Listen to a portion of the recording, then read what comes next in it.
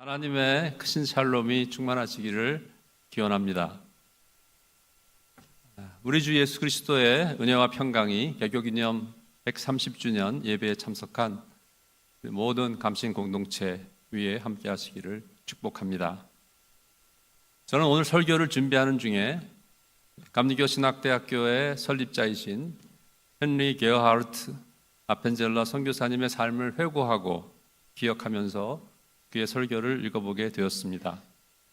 지난 4월에 그가 졸업한 미국 뉴저지에 위치한 드루 신학교에 방문하던 중에 정동제일교회에서 세운 아펜젤라 두상 앞에 드루의 데이빗 아폰티 총학장과 함께 사진을 찍었습니다. 한번 보여주세요.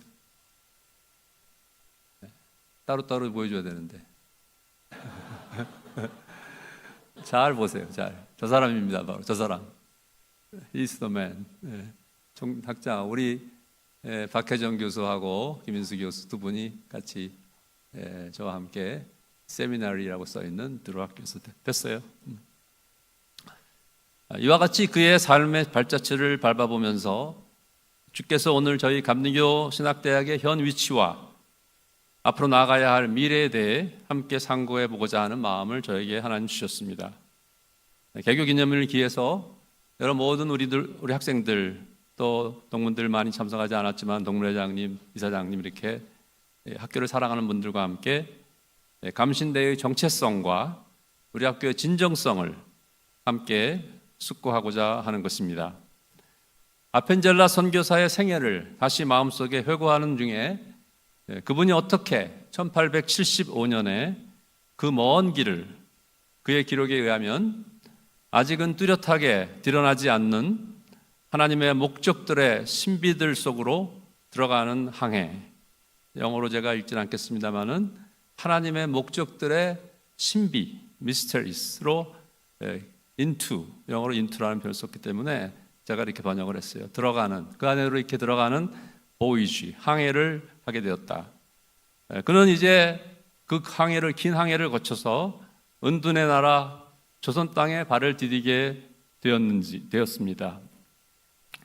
그리고 그는 하나님의 뜻과 계획에 따라 배제학당을 설립하고 거기서 시작된 신학교육이 저희 학교의 설립 시점으로 채택이 되었지만 그 후에 아까 연역을 김원치장 읽어주신 것처럼 긴 역사가 되었습니다. 정동제일교회를 짓고 그러면서 우리와 함께 이 삶을 한국에서 보내게 되었습니다. 그의 말에 의하면 그에게 확고한 그러한 신념을 줬던, 확신을 주었던 세 가지 약속의 강력한 줄들로 튼튼하게 짜여져서 그의 믿음의 배를, 물론 긴 항해를 했지만 믿음의 배를 평온함 속에서 온갖 풍랑에 표류하지 못하도록 그를 붙들어 주었다고 그는 기록하였습니다. 세 가지는 하나님의 말씀이었습니다. 물론 구약에 있는 말씀, 이렇게 함으로써 나를 시험하여 내가 하늘 문을 열고 너희가 쌓을 곳이 없도록 축복을 붓지 않나 보아라. 이거는 말라기서에 있는 11조에 관한 말씀이긴 하지만 축복을 부어준다는 말씀이고요. 하늘 문을 열고 그리스도께서 하신 너희는 나의 친구다라는 말씀, 요한복음 15장 15절. 마지막으로 세 번째는 사도 바울이 열방에 보내는 그러한 말씀 중에 고린도전서 3장 19절, 우리는 하나님의 동역자요 너희는 하나님의 밭이요 하나님의 집이라고 하는 말씀 세 가지입니다. 아펜젤러의 짧은 조선 선교의 삶을 그는 온갖 박해와 반대, 희생과 헌신 중에 계속하다가 1902년 6월 11일 목포로 향하는 일본 오사카 항해회사의 구마가와라라고 하는 기선을 타고 항해하던 중에 조난을 당하게 되었습니다. 함께 있었던 그의 비서인 조성규 씨, 그리고 서울에 있는 미스 다티라고 하는 사람이 여성이 운영하던 장로교 학교에 다녔던 젊은 어린 여학생이 고향인 목포로 돌아가는 것을 같이 데리고 항해를 하고 있었습니다. 군산항 입구가 가까운 곳에 이르러 짙은 안개 속에서 오세도라고 하는 섬 근처에 있었는데 기소가와라고 하는 일본 기선과 충돌해서 배가 침몰하게 되었습니다. 자신은 살 수 있었으나 아펜젤라 수영도 잘하고 같이 함께 갔던 몰비라는 사람의 증언이 남아 있습니다만은 아마 어린 생명을 구하려는 그런 마음으로 구출을 시도하다가 그는 결국 자신의 생명을 잃게 되었던 것입니다. 친구를 위해서 목숨을 바치는 것보다 더 큰 사랑은 없다는 예수님 말씀대로 아펜젤라는 조선, 지금은 한국이지만 이 대한민국을 친구로 삼고 그 어린 소녀와 비서를 살리려고, 한국인 비서를 살리려고 자신의 목숨을 바치는 사랑을 실천하고 조선 땅 아름다운 한강변의 무덤이 아니라 여러분 양화진 가면 거기 무덤들이 많잖아요. 선교사 무덤이. 그것이 아니라 서해의 깊은 바닷속에 자신을 넘겨주고 장사 지냈던 것입니다. 저는 일찍이 아펜젤라의 모친이 그가 조선 땅에 선교사로 가기로 결심했다는 것을 알고 사랑하는 아들이 물속에 빠져 죽으리라고 하는 음성을 들었으며 그녀가 죽을 때까지, 어머니가 돌아가실 때까지 그 환상으로 인하여 두려움과 괴로움을 당했다는 기록을 읽게 되었습니다. 놀랍게도 이와 같이 이미 하나님의 선택과 예정 속에서 선교사 아펜젤라의 삶은 그에게 낯설었던 땅 한국을 위해 숭고하게 바쳐지고 희생될 것이 분명했던 것입니다.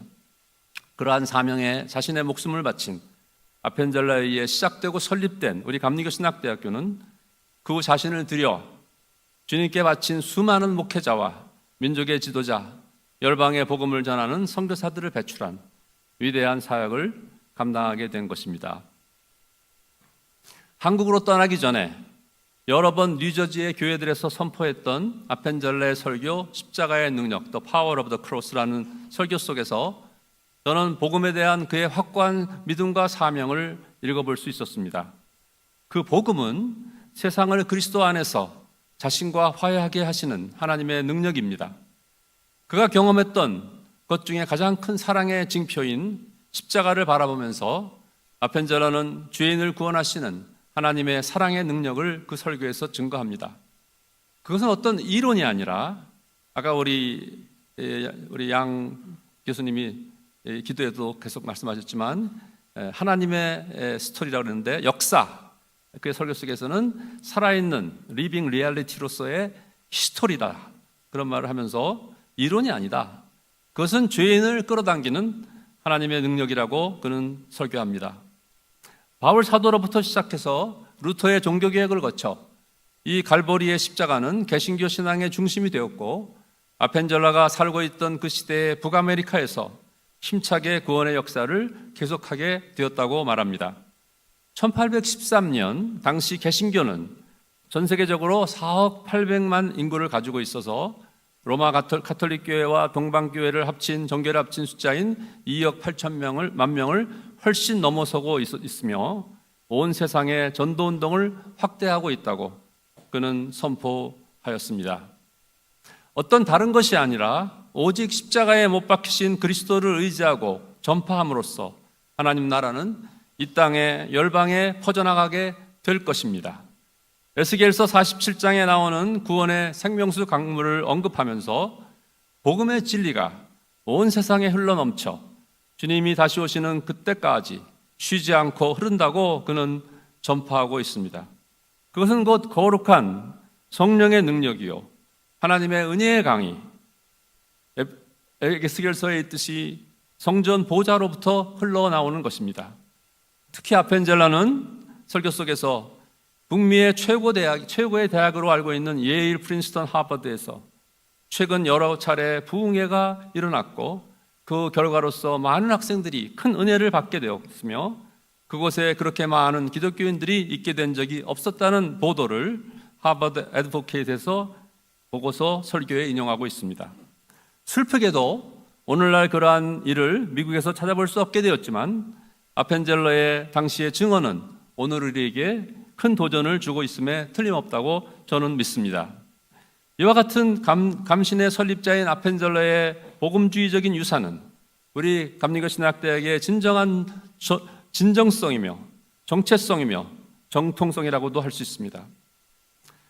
두 번째, 이제 우리는 오늘 본문의 눈을 돌려서 바울 사도가 초대교회의 전도 여행에서 우리에게 주는 메시지를 함께 잠깐 주목해 보고자 합니다. 저는 무슨 설교를 할까 하고 계속 고민하고 있었는데 하나님께서 주신 말씀은 열린 문이라고 하는 말씀이에요. 열린 문. 그래서 제가 기억을 더듬으면서 열린 문, 공효를 이루는 문, 광대하고 공효를 이루는 문이라고 하는 말이 있어요. 개역 성경에. 지금은 아까 읽은 것처럼 광대하고 유효한 문이라고 이렇게 개역 개정이 됐는데 오늘 본문 말씀인데 그 말씀을 찾아가지고 그걸 묵상하면서 여러분들과 함께 은혜 받고자 설교를 준비하게 되었습니다. 개교가 뭐예요? 학교를 열었단 말이거든요. 10개자예요. 우리는 개교. 하나님께서 문을 열었으니까 개교가 된 거죠. 그렇지 않습니까? 이게 연결이 된단 말이죠. 바울 사도가 고린도 교회에 보낸 편지인 오늘 본문에서 그는 마케도니아를 지나 고린도에 가서 고린도 교인들과 함께 머물며 겨울을 지낼지도 모르고 그 후에 자신을 어디든지 가는 길로 보내어주는 대로 가겠다고 하는 것을 원한다는 말씀을 하고 있습니다. 그리고 주님께서 허락하시면 그들과 함께 얼마 동안 머물게 될 것이라는 말을 편지 속에서 하고 있었습니다. 여정에 대한 것이죠. 저는 아펜젤라의 그 여정에 대해서도 생각하면서 이 말씀을 같이 읽어보았습니다. 우리는 사도의 삶이 어떠했는지 사도행전과 그의 서신들을 통해 잘 알고 있습니다. 수많은 위험과 박해, 반대와 목숨을 건 투쟁 속에서 그의 전도여행, 그의 선교의 사역은 이루어졌습니다. 오직 복음의 전파를 위해서 그리스도의 십자가의 은혜와 성령의 기름 부으심 속에서 바울 사도의 갈 길은 하루하루 인도를 받으며 펼쳐졌던 것입니다. 오늘 우리의 본문 속에서 그는 우리에게 말합니다. 하나님이 허락하시면 일하고 자신의 의지와 노력과 능력에 의지하지 않고 오직 하나님의 은혜로 허락하실 때 그는 앞으로 나아갔습니다. 그리고 하나님의 교회를 세웠습니다. 이방인을 제자들로 삼아 아버지와 같은 사랑과 돌봄으로 주의 종들을 키우면서 헌신의 힘을 다해 교회를 세우고 영원한 십자가의 구원의 복음을 전파하는 데 합당하도록 훈련시켰던 것입니다. 오늘 우리 감리교 신학대학교의 사명과 진정성도 바로 그것입니다. 조금도 다르지 않습니다. 하나님께서 우리에게 맡기신 일이 무엇입니까? 우리가 머무는 이 세상의 여정이 얼마나 길겠습니까? 아펜젤러처럼 젊은 날을 불살라 이 먼 이역 땅에까지 와서 건강과 삶의 모든 것을 희생하고 돌아보지 않고 복음을 전하다가 저 서해 바다의 한가운데 생명을 잃게 되는 것이 어떠한 삶일까요? 여러분은 그처럼 복음을 전하기 위해 하나님 나라의 종, 오직 주의 종이 되기 위해 부름을 받고 이 신학교에 찾아왔나요? 그리고 우리의 삶은 진정 순종하는 십자가의 제자로서 온전히 주님께 항복하고 순복하는 삶으로 바쳐지고 있습니까? 만일 그렇다면 오늘 에베소에서 오순절까지 머물고자 했던 바울 사도처럼 어디든지 하나님께서 가라고 하시는 곳으로 갈 마음을 품고 여행을 계획했던 것처럼 여러분은 모든 삶을 하나님의 손에 맡기고 준비해야 할 것입니다. 그리하여 하나님 나라의 종으로서 복음을 위해 위에서 허락해 주시는 성령의 기름 부으심을 받고 오직 말씀을 끊임없이 상고하고 연구하면서 내가 오직 주님만을 사랑한다는 사실을 입증해야 될 것입니다. 내가 세상의 종과 노예가 아니라 더럽고 추한 정욕의 옛사람의 지배 아래에 있는 존재가 아니라 새로운 존재, 새로운 사람으로 재창조된 하나님의 사람, 오직 예수의 사람, 성령의 사람이 되기 위해 자신을 쳐서 복종시키고 십자가에 못 박은 제자임을 입증해야 할 것입니다. 자신을 부인하고 십자가를 지고 오직 주님만 순종하여 따르는 제자들을 가르치고 훈련하는 것이 바로 이 거룩한 땅 감리교 신학대학교임을 오늘 개교기념 예배를 맞이하면서 우리는 확인해야 될 것입니다. 어떤 다른 것보다도 존 웨슬리 목사, 아펜젤러 선교사, 우리를 앞서간 위대한 감신의 동문 선배들인 신석구, 최병원, 전덕기, 이용도 목사님, 최용신 선생 등 수많은 역사의 증인들 앞에서 다시 한번 이 중대한 사실을 확고히 선포하고 새롭게 해야 되리라고 저는 믿습니다. 세 번째 마지막으로 오늘 우리 감리교 신학대학교는 어떠한 꿈과 사명과 비전을 하나님으로부터 부여받기 원하고 있습니까? 과거의 어떤 실패나 수치스러운 어둠의 일들에서 벗어나 미래의 세계가 우리에게 손짓하며 부르는 열린 문이 과연 분명히 있는 것입니까? 사도 바울의 말씀대로 크고도 유효한 효과적인 문이 우리 앞에 열려 있는지 우리는 오늘 알고 싶은 것입니다. 옛 성경 번역은 공효를 이루는 문이라고 했습니다. 광대한 문이요 공효를 이루는 문이다. 공효라는 말은 공들여 효과가 있고 효력을 발생한다고 하는 뜻입니다. 결실을 맺는다는 뜻입니다. 아무 효과 없는 헛된 일에 열린 문은 아무 소용도 없는 것입니다. 그런 문은 우리에게 필요 없습니다. 내가 여는 문이 아니라 오직 하나님께서 열어주시는 문이 필요한 것입니다. 은혜의 문, 생명의 문, 진리와 의의 문이 우리 감리교 신학대학교의 문이 되어야 될 줄로 믿습니다. 감신대는 지난 몇 년간 코로나 이후로 회복과 갱신을 위해, 개혁을 위해 노력과 힘을 다하여 왔습니다. 교수님들이 감람산 기도원에서 매주 금요일 부르짖어 기도해 왔으며 우리 신학생들은 모두 영성훈련을 받고 미래 감리교회와 세계와 온 열방에 복음을 전할 수 있는 제목들이 되기 위해 다듬어지고 거룩한 소명을 닦아왔던 것입니다. 말씀과 기도로 준비된 자들에게만 주어질 광대하고 유효한 효과적인 공효를 이루는 문이 우리 앞에 열려지기를 기다리면서 우리는 준비하였습니다. 닫힌 문 앞에서 좌절되고 절망하며 앞으로 나아갈 길을 찾지 못한 슬픔과 탄식의 시간들은 이제 지나갔습니다. 복음의 광대한 문이 열리고 있기 때문입니다. 이사야의 환상 속에서 메시아의 예언을 허락하신 하나님의 말씀과 음성을 오늘 우리는 듣게 되어야 합니다. 60장 일어나라 빛을 발하라 내 빛이 이르렀고 여호와의 영광이 내 위에 임하였음이니라. 어둠이 땅을 덮고 캄캄함이 만민을 가린 이 땅에 빛의 복음을 전하기 위해 130여 년 전에 그 머나먼 길을 여행해온 아펜젤러가 세운 이 신학교에서 기쁨과 찬양과 열방의 구원을 이루려 하시는 새 창조의 하나님의 계시와 비전이 오늘 이 시간 비춰야 될 줄로 믿습니다. 주 여호와의 영이 여기 모인 여러분 모두에게 임하고 여호와께서 우리에게 기름을 부으사 가난한 자에게 아름다운 소식을 복음을 전파하게 하시고 우리를 보내사 마음이 상한 자를 고치며 포로된 자에게 자유를 갇힌 자에게 풀림과 노임을 선포하는 은혜의 해, 회개와 부흥의 계절이 우리 감리교 신학대학교에서 다시 시작되어야 할 것입니다. 아멘. 물론 오늘 사도의 말씀처럼 우리에게도 대적하는 자들, 세력들이 많이 있습니다. 역경이 있습니다. 수많은 원수들이 우리가 감당하려는 이 위대한 하나님의 일을 방해하고 무효화하고 좌절시키려고 공격해 왔습니다. 이 거룩한 시온산성 감리교 신학대학교를 무너뜨리고 교란시키고 더럽히고 멸망시키려고 안팎으로 대적들은 몰려와 포위하고 압박해 왔습니다. 신학교의 마귀가 가장 세다는 말이 있습니다. 저는 굉장히 그 말을 믿습니다. 아무도 묻지 않네요. 여러분들 모르니까 그렇죠. 그렇기 때문에 신학교는 가장 많이 기도하고 가장 많이 찬양하고 가장 많이 투쟁해야 하는 곳입니다. 대적하는 자 앞에 우리의 힘이 미약함을 드러내고 비겁하게 굴복하는 것이 아니라, 제가 이 학교 와서 처음 학생들로부터 받은 조그만 쪽지에 그런 말씀이 있었어요. 내 힘의 미약함을 보여주지 말아라. 내 힘의 미약함을, 우리 지금 처음 들어온 교수들 고나이 또래 때, 내 힘이 미약함을 보여주지 말고 내가 하나님의 사람으로서 약한 존재가 아니라는 것을 보여줘야 된다는 말씀이었어요. 하나님의 전신갑주를 취해 입고 우리는 이 마지막 시대의 영적인 전투와 우리의 사명 앞에 결연히 싸워 승리해야 될 줄로 믿습니다.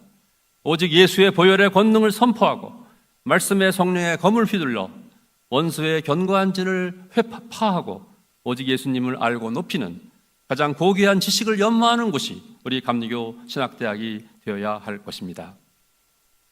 이제 하나님의 은혜로 오늘 감리교 신학대학교 개교 기념 예배를 드리면서 우리는 숙연하게 역사와 전통 앞에 서야 합니다. 한편으로 기쁨과 감사와 찬양을 나누며 다른 한편으로 우리의 미래를 향한 하나님의 약속과 위대한 환상을 품으면서 우리 모두는 광대하고 유효한 효과 있는 문을 열어주시는 하나님의 눈을 들어 볼 수 있어야 할 것입니다. 여러분들 눈에 보일 줄로 믿습니다. 우리의 도움이 오직 하나님으로부터 오리라는 소망과 신뢰의 거룩한 시간을 보내면서 이 뜻깊은 날을, 우리 학교 생일날인데 탄생한 우리 개교기념일을 충만함으로 은혜 가운데 지낼 수 있기를 우리 주 예수 그리스도의 이름으로 축복하고 소원합니다.